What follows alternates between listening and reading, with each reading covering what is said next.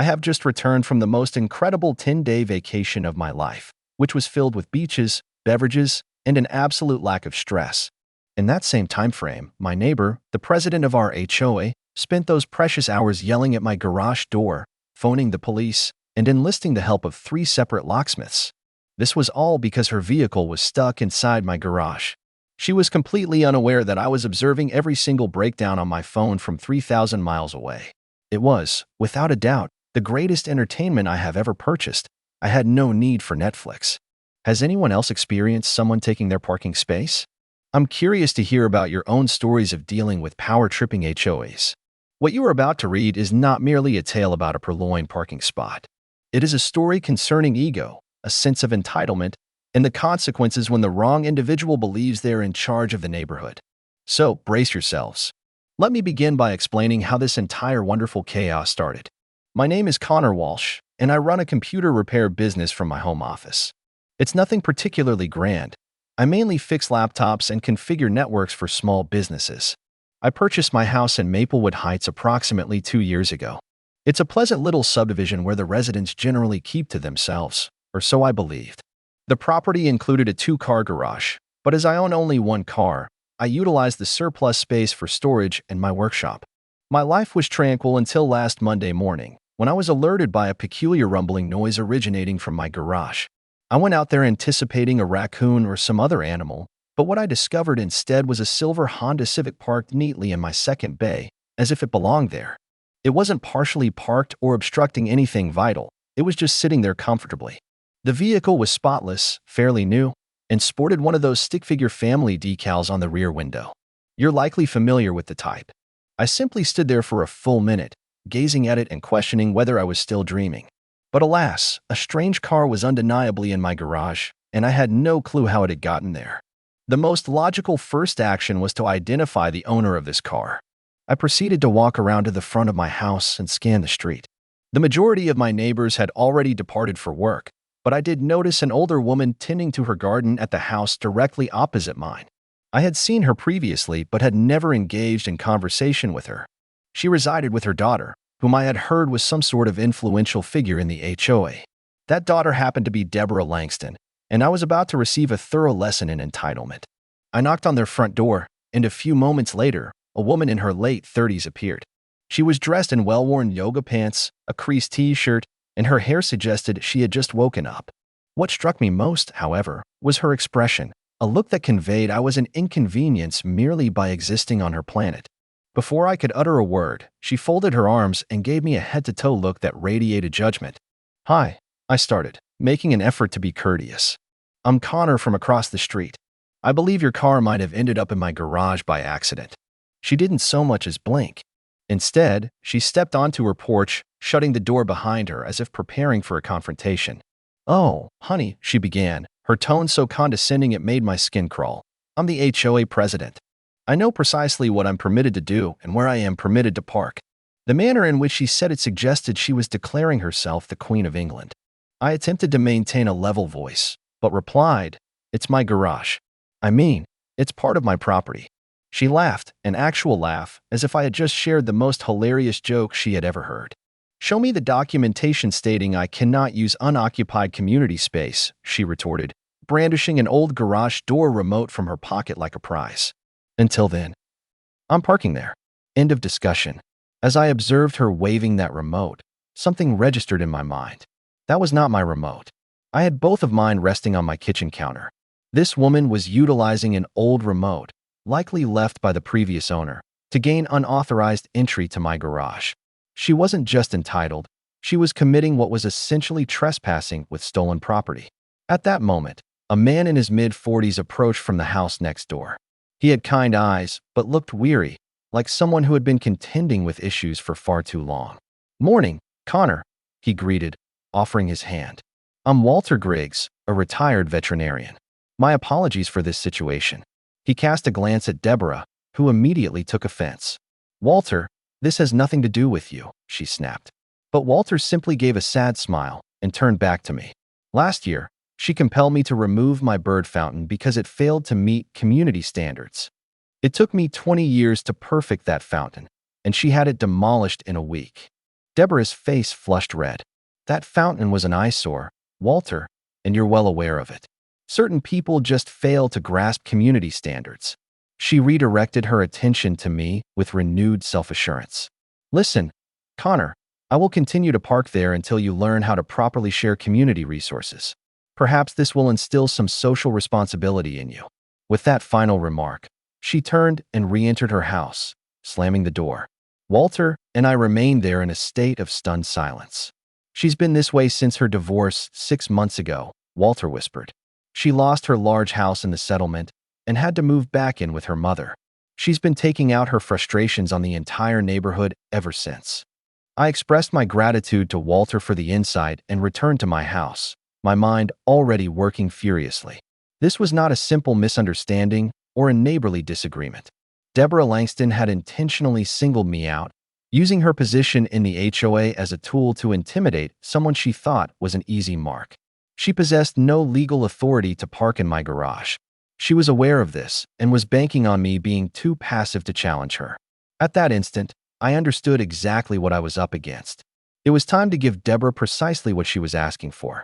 The following morning, I awoke to discover that not only was Deborah's Honda still parked in my garage, but she had also left a McDonald's cup and some balled-up napkins on my workbench.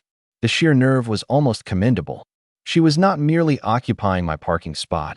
She was treating it as her personal storage area and refuse bin. But that was not the most egregious part. Upon checking my email, I discovered a message that had been distributed to every resident in the Maplewood Heights HOA. The subject line stated, "Urgent. Neighbor refuses to share parking, community safety concern." The email itself was a masterwork of manipulation and falsehoods. Deborah asserted that I was antisocial and potentially dangerous, that I was hoarding community resources, and that my aggressive behavior towards HOA leadership was fostering an unsafe environment for families. She portrayed herself as a concerned leader striving to safeguard the neighborhood from a difficult resident who failed to comprehend basic community cooperation. The email was filled with official-sounding jargon and fabricated legal citations, all crafted to persuade other neighbors that she was an authority on the matter. I printed out every single page of that absurd email and affixed them to my garage door, creating an art installation of sorts. Community Education Exhibit. I inscribed at the top in large black marker. Local HOA president demonstrates modern gaslighting techniques. If Deborah wished to engage in a battle for public opinion, I was more than willing to let everyone see her true colors. However, I had no intention of stopping there. A much more elaborate plan was already forming in my mind. While Deborah was preoccupied with spreading her venom through the neighborhood rumor mill, I was online researching smart garage door systems. You see, my background in computer repair meant I was familiar with electronic security, and I had already been contemplating an upgrade for my old garage door opener. I found exactly what I was looking for: a high-end smart lock system controllable via phone app and programmable with custom timer settings. It was perfect for someone who, for instance, wanted to give a trespasser just enough rope to hang themselves with. I placed an order for the system with next-day delivery and dedicated the evening to studying installation manuals and programming guides. This was no longer just about removing Deborah's car from my garage. It was about imparting a lesson to someone who believed she could leverage her position to bully blameless individuals. Walter came by as I was unloading the boxes from my car. When I detailed my plan, his face lit up like it was Christmas morning. "You're actually going to lock her car in there?" he inquired, attempting to stifle his laughter. "Connor, that's brilliant. She has been terrorizing this neighborhood for months, and everyone is too afraid to confront her because she threatens to fine people for every minor infraction." He then told me about Martha Dean, Deborah's closest friend who lived 3 houses away. Martha, a real estate agent, spent her days propagating gossip and corroborating whatever narrative Deborah was promoting. Together, they had cultivated an atmosphere of fear, where neighbors were hesitant to even trim their hedges without first consulting the HOA handbook. The installation occupied most of the following day, but by evening, I had a state-of-the-art smart lock system that could be operated from anywhere on the globe. The genius of it was that, externally, it appeared identical to the old system. Deborah would be none the wiser until it was far too late. I programmed it with a unique timer function. Upon activation, it would operate normally for precisely 7 days before locking down completely. requiring my manual override to reopen. The system was now armed and ready, simply awaiting the opportune moment to spring the trap. Deborah returned from her job around 6 p.m. and proceeded directly to her usurped garage space as if she owned it. She had begun bringing in more personal belongings, an old folding chair, some storage boxes, and even a small cooler. She was actively establishing her presence, transforming my garage into her personal annex. I observed from my kitchen window as she organized her possessions and tested the garage door, completely unaware that she was now interacting with an entirely new system. Around 7 p.m., she brought 3 of her friends over for what she termed a garage tour. I could overhear their laughter and conversation as Deborah showcased how she had improved my workshop's organization. "This is so much better," one of them remarked. "Connor should really be thanking you for tidying up his mess." Another friend appeared uneasy and asked, "But Deborah, isn't this technically his garage?" Deborah's reply made my blood boil. "Community property is community property, dear. Some people just need to be taught how to share." That evening, I sat in my living room with coffee and my laptop, monitoring the security camera feed I had installed along with the new lock. Deborah had no inkling she was being recorded as she spent another hour rearranging my tools and establishing what seemed to be a permanent workspace. She was so self-assured, so utterly certain that she had already won this conflict before it had even begun. The lock was set, the trap was armed, and all I needed now was the perfect timing to activate it. The trap was laid. All that remained was to find the perfect moment to spring it. With my sophisticated new garage lock system installed and operational, it was time for phase 2 of what I had begun to call Operation Karma. I spent the next morning researching vacation spots, and Hawaii was persistently calling to me. 10 days of beaches, sun, and utter relaxation, all while observing Deborah's world crumble through my security camera app. It was almost too perfect. I booked a luxury resort package on Maui, complete with an oceanfront suite, spa sessions, and snorkeling trips. The total expense was more than I would typically allocate for a vacation, but given the entertainment value I was about to receive, it felt like a steal. I programmed my new lock system's timer to activate on the 7th day of my trip. This would give Deborah just enough time to become completely settled and accustomed to her new arrangement before the trap closed shut. The psychological warfare component of this strategy was as crucial as the technical one. I needed Deborah to be convinced that she had thoroughly crushed my spirit, that I was yielding my garage to her superior will and authority. To this end, I composed the most pitiful, defeated email I could muster and sent it directly to her. "Deborah," I wrote, "you've made your point abundantly clear. I obviously don't grasp community standards as you do. I am going away for 10 days to reflect on my behavior and attitude. Please feel free to utilize the garage space while I'm away to demonstrate how community resources ought to be managed. Perhaps when I return, I will be a better neighbor." Her response was swift and precisely what I had anticipated. Deborah forwarded my email to half the neighborhood, adding her own commentary. "Finally, some people can learn when shown proper leadership. Connor is starting to understand how community cooperation truly functions." She even phoned Martha Dean and had her come over to read the email aloud as if it were a victory proclamation. I watched from my window as they stood on Deborah's front porch, laughing and exchanging high fives as if they had just won the lottery. The real show, however, occurred the following day when I had to formally transfer garage access to Deborah. I walked across the street with slumped shoulders and my most dejected expression, carrying an envelope that I stated held spare garage remotes and access details. Naturally, the remotes were just old, non-functional ones that wouldn't work with my new system, but Deborah didn't need to know that. She was too absorbed in savoring her moment of victory to probe with too many questions. "I genuinely hope you'll show me how to be a better community member," I said, handing her the envelope with what I hoped appeared to be authentic remorse. I never realized how selfish I was being with that garage space. Deborah practically beamed with satisfaction. "Oh, Connor, don't worry. Some people just require better guidance to comprehend their role in the community. I will ensure this garage is put to far better use while you're away contemplating your error." That evening, Deborah hosted what she dubbed a community improvement celebration in my garage. She invited 15 neighbors, arranged folding chairs, and served inexpensive wine and store-bought cookies. I observed the entire event through my security cameras, listening as she delivered speeches on proper resource allocation and effective neighborhood leadership. One guest inquired, "Deborah, what if Connor changes his mind upon his return?"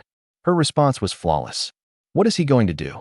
I am the HOA president, and I possess documentation of his agreement to community oversight." The party was both comical and infuriating to witness. Deborah had completely reorganized my workshop, relocated my tools, and established what resembled a permanent office, furnished with a desk, filing cabinet, and motivational posters about community excellence.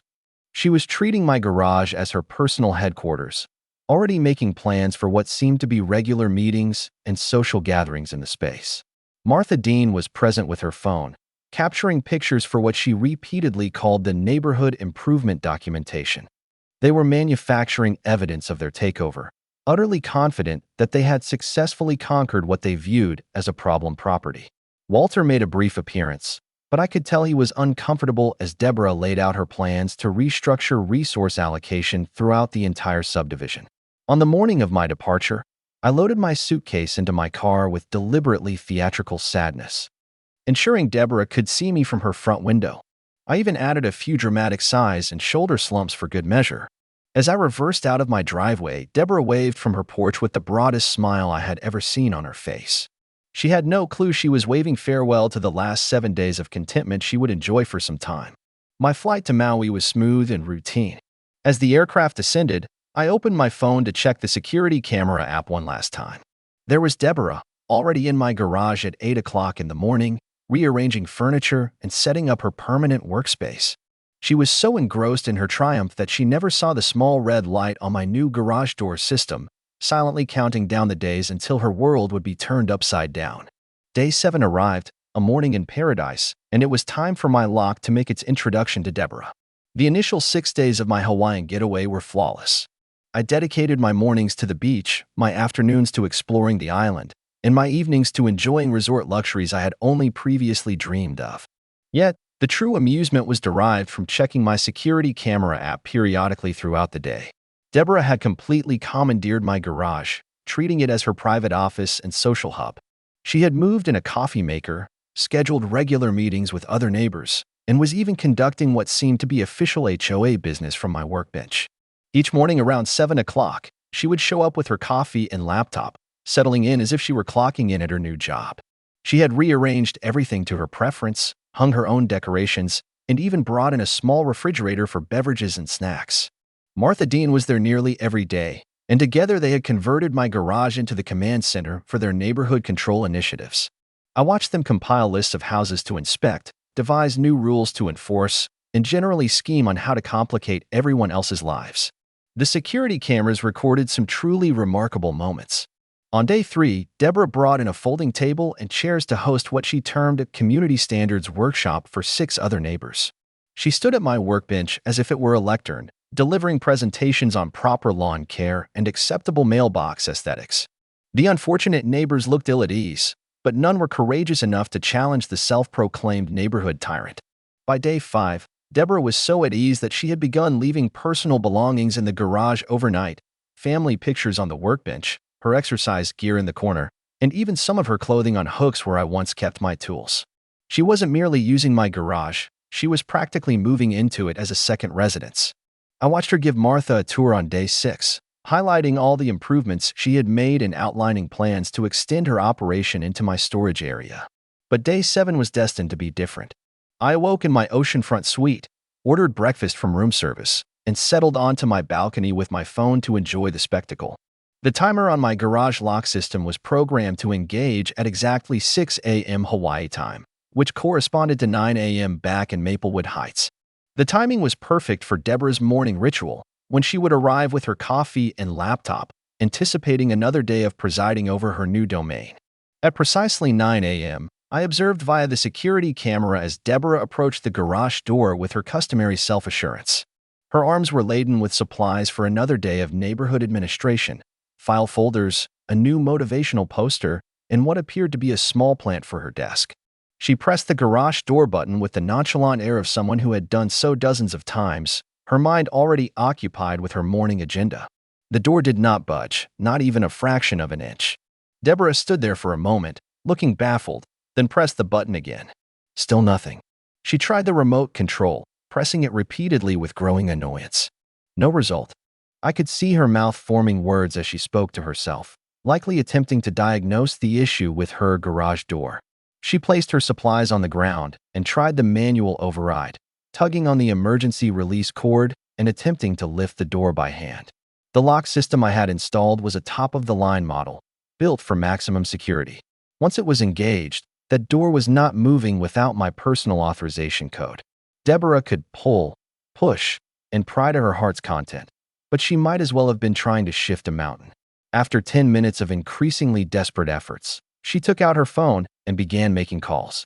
The first was evidently to Martha Dean, because within 15 minutes, Martha's car screeched to a halt in my driveway. I watched the two of them gesticulating wildly at the garage door, clearly trying to comprehend what had disrupted their perfect arrangement. Martha tried her own keys and remotes, but, of course, nothing worked.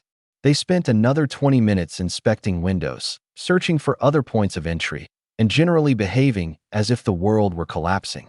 Call number 2 was presumably to a locksmith, as around 11 a.m. a van labeled Emergency Lock Service arrived at my house. I observed a patient locksmith explaining to two progressively agitated women that he could not simply force entry into someone else's garage without proper authorization.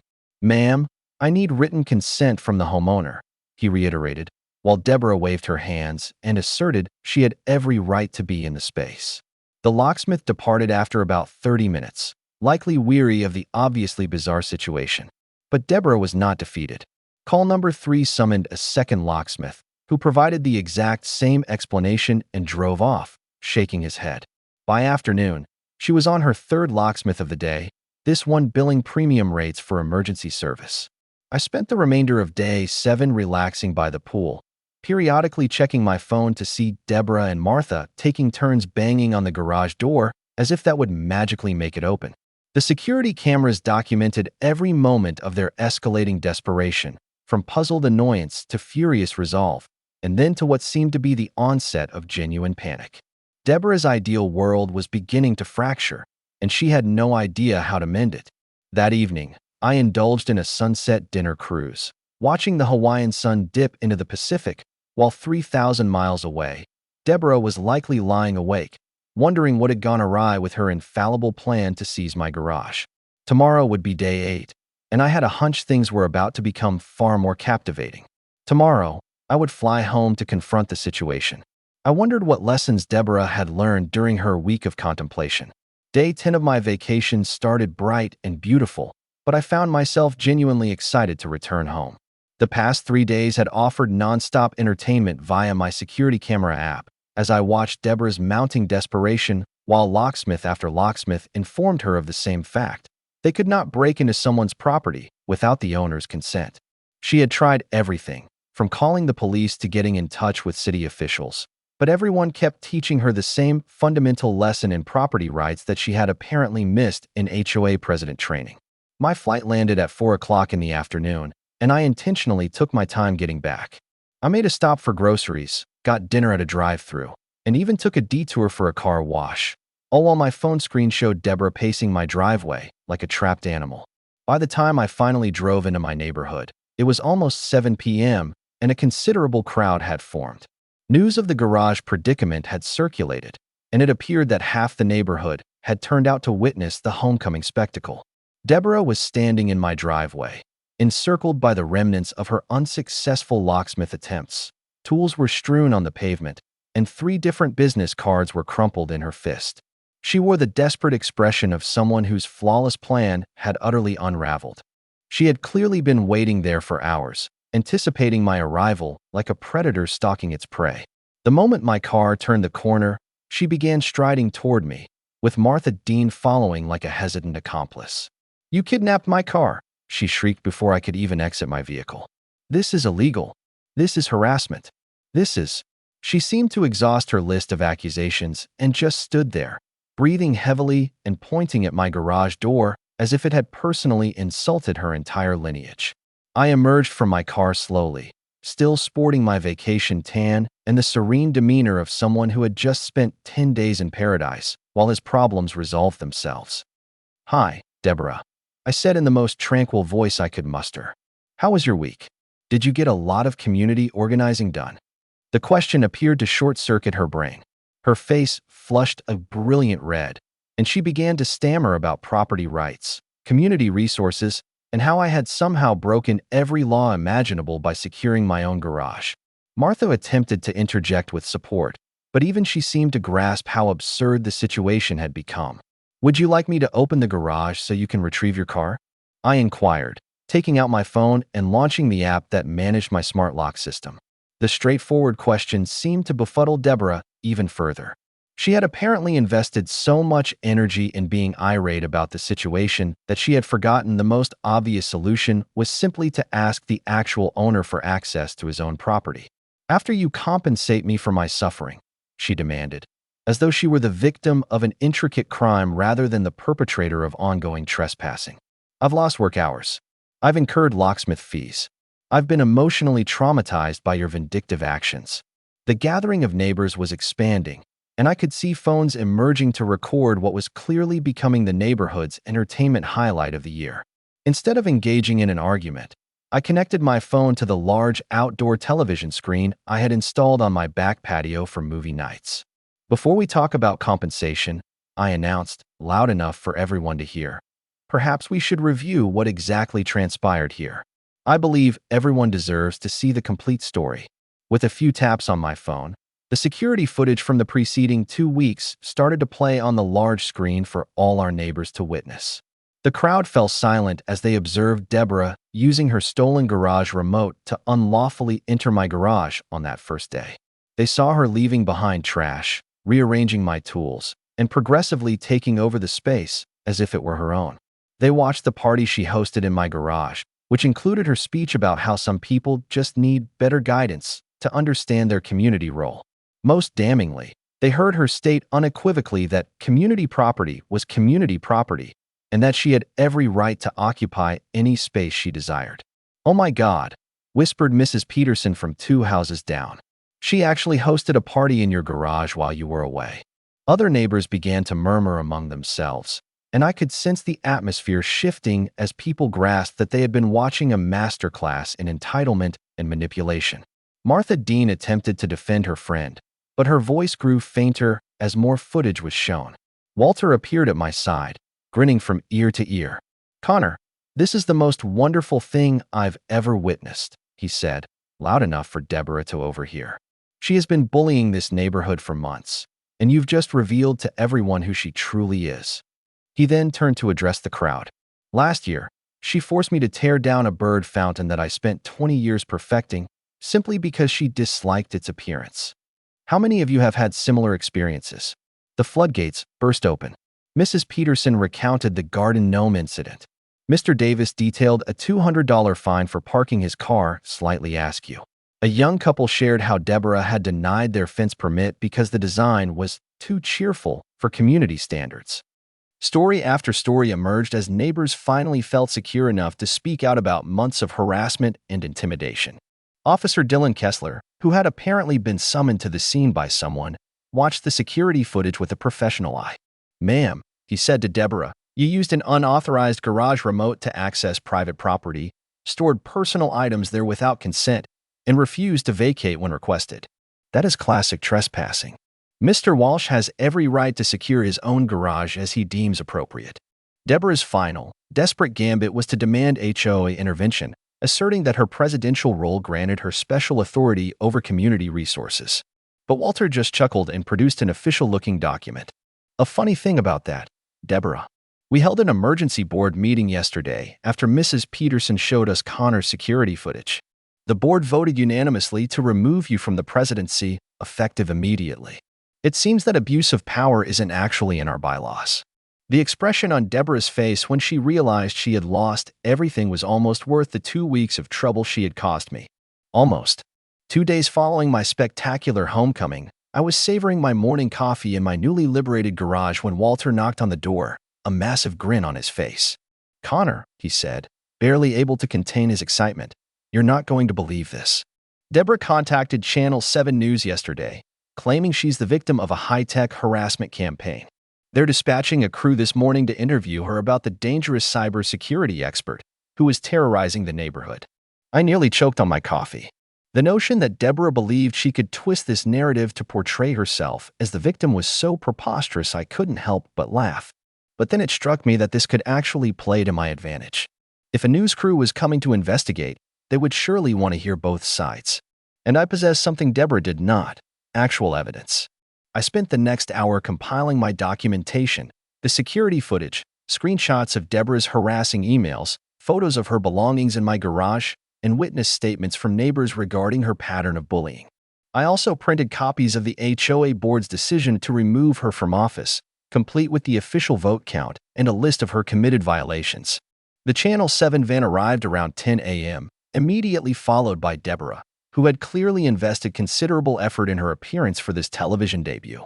Her hair was styled, her makeup was applied, and she was dressed in what appeared to be her most professional attire.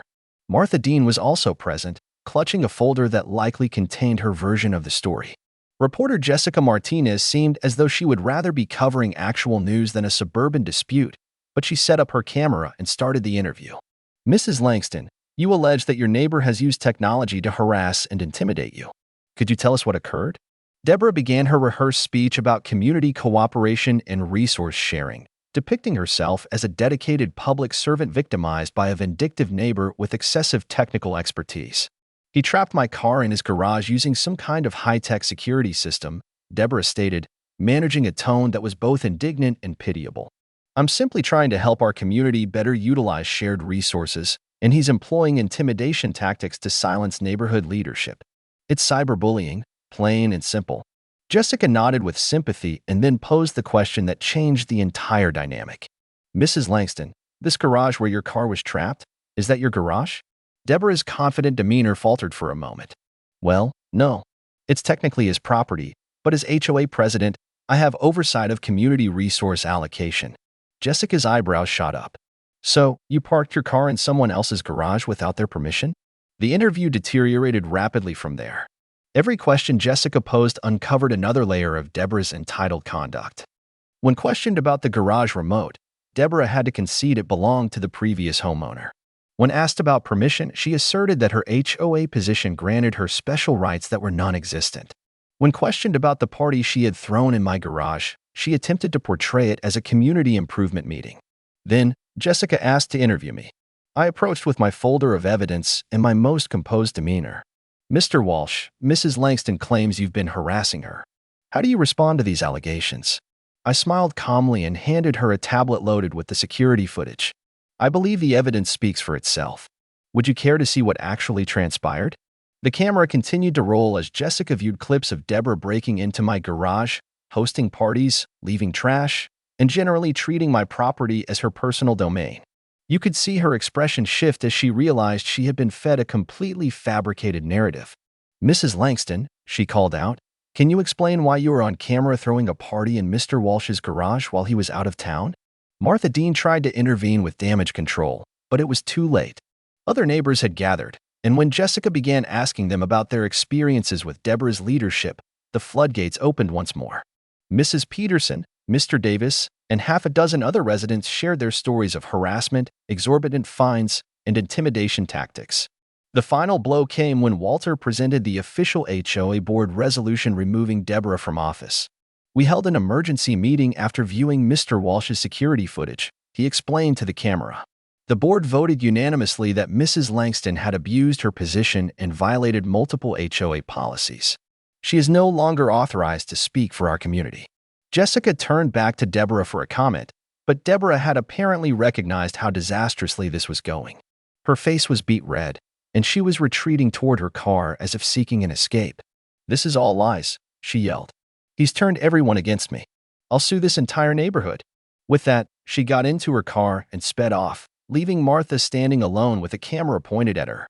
The story was broadcast that evening under the headline, "HOA President Abuses Power, Gets Locked Out." The segment featured all the best clips: Deborah's party in my garage, her interview meltdown, and the neighbors celebrating her ousting. The story went viral online, shared thousands of times with comments that ranged from supportive to utterly brutal. But the real repercussions were only just beginning. Deborah's insurance company saw the news report and initiated an investigation into her professional conduct. Her supervisors were not pleased that their employee was the focus of a viral video about abuse of power and property violations. Within a week, she was placed on indefinite suspension, pending a review of her client dealings and professional behavior. The neighborhood, meanwhile, was experiencing something it hadn't felt in months: peace. Walter had been elected as the interim HOA president, and his first official action was to nullify all of Deborah's punitive fines and harassment policies. The community garden was reinstated, Mrs. Peterson got her gnomes back, and people actually began conversing with one another again instead of cowering from the HOA enforcement squad. Deborah still had one last card to play. But sometimes, your final card only serves to prove why you are losing the game. 2 weeks after the news crew incident, I decided it was time for a real celebration. I distributed invitations to every household in Maplewood Heights for a garage reclamation barbecue, featuring the tagline, "Come celebrate community resources being used for actual community purposes." I set up grilling areas, borrowed tables and chairs from neighbors, and hung a banner across my garage that proclaimed, "Garage officially unstolen." The attendance was remarkable. 43 neighbors came, including several families I had never met. It turned out that Deborah's reign of terror had made many people reluctant to engage in community functions. But with her gone, everyone was eager to socialize once more. Mrs. Peterson brought her renowned potato salad. Mr. Davis created a music playlist, and the young couple with the rejected fence brought homemade cupcakes decorated to look like tiny garages. Walter, in his new capacity as HOA president, took the opportunity to announce some significant policy reforms. First, he said, addressing the gathering from my workbench that had once been Deborah's command post, we're doing away with all punitive fines for minor infractions. No more $200 penalties for parking slightly off-center or having the wrong color mailbox. The crowd genuinely cheered. Second, he went on, we're introducing a neighbor mediation system. If conflicts arise, we will resolve them through dialogue and compromise, not through intimidation and harassment. And third, we're establishing term limits for all HOA roles. No more neighborhood dictatorships. There was more cheering, and I could see people genuinely smiling and relaxing for what felt like the first time in months. Martha Dean surprised everyone by arriving with a plate of brownies and a public apology. I want everyone to know that I was wrong to support Deborah's behavior, she declared to the group. I got swept up in the gossip and drama, and I helped spread falsehoods about Connor and other neighbors. I'm starting a new initiative called Neighbor Kindness, where we concentrate on helping each other instead of finding fault. The party was proceeding flawlessly when we noticed a familiar U-Haul truck pulling up to Deborah's mother's house across the street. Through the windows, we could see Deborah loading boxes and furniture, evidently making a permanent departure.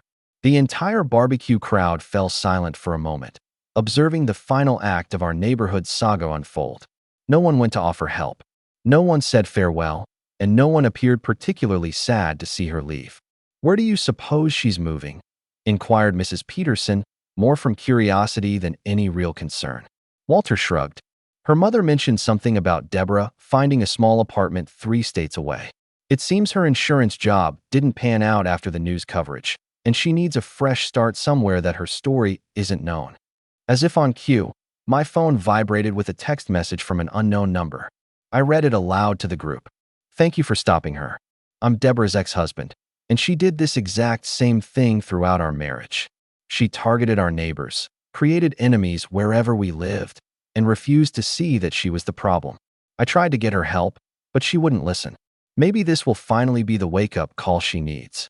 The message put everything into a new light. This was not just about a garage or an HOA disagreement. This was about a pattern of behavior that had been wrecking relationships and communities for years. By confronting Deborah's bullying, I hadn't just resolved my own issue. I had potentially protected dozens of future individuals from the same kind of harassment. Around sunset, as the party was winding down, I found myself standing in my garage, surveying the transformation. Where Deborah had established her control center, there were now folding tables laden with leftover food and neighbors chatting amiably. Where she had displayed her motivational posters about community excellence, Walter had put up a simple sign that read, "Neighbors helping neighbors." The young couple approached me as they were preparing to leave. "Connor," the husband said, We just wanted to thank you for what you did. We were actually considering moving because Deborah made our lives so miserable. Now, we're excited to stay and be part of a real community." His wife nodded in agreement, adding, "We've learned something important. You don't have to be anyone's victim, even if they hold an official title." As the last of the neighbors headed home, Walter helped me tidy up the garage. "You know," he remarked, folding chairs and stacking plates, "I've been contemplating converting half of this space into a community workshop. Nothing elaborate, just a place where neighbors can borrow tools, work on projects together, and maybe teach each other new skills." I was immediately taken with the idea. My garage, which had been the source of so much strife, could now become a symbol of true community cooperation. Over the next few weeks, that is precisely what occurred. We established a tool-sharing program, began holding monthly fix-it workshops, and even started teaching basic repair skills to the neighborhood kids.